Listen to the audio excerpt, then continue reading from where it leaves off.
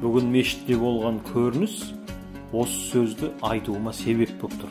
Бір жас жігіт қасыма келіп отыра қалды. Телефонын алды да Құранның сүресін 3 рез, 4 рез, 5 рез тыңдап алды да ақырындап кітапты ашып ежіктеп оқи бастады.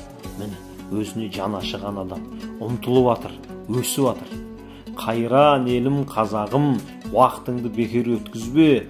Қазақта оқырана деген жұмыс бар бір. Таңнан кешке дейін телефон қарайды, кино қарайды, кештен таңға дейін кино қарайды. Сөйтіп мен жұмыс істеп келдім деп, дүниені тындырып келгенде келеді. Одан да қайта, саған бір сүре жаттағаның пайда емес па? Бір дұға жаттағаның жақсы емес па? Бата жаттамайсың ба? Ертең жастардың арасына барып отырып қаламыз. Ал көке бата беріп жіберіңіз дегенде мыңқ етіп 3-ші кластың баласы ұқсап не айтарын білмей тұрсаң, ұят емес па?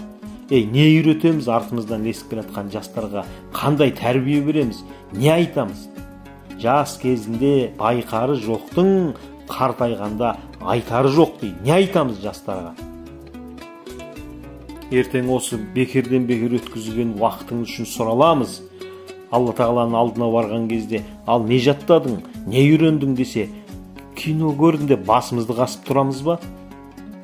Бекер сылтау, мен білмеймін, мен көрген жоқпын, жаттай алмаймын деген.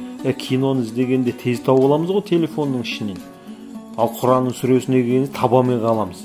Оған уақыт табамай қаламыз. Біздің ешкімге жанымыз ашымай қойсын. Бірінші өзімізден бастайық, отбасымыздан бастайық. Өзімізге жанымыз ашайық. Өсейік, өнейік, дамайық алдыға қарай қазағым.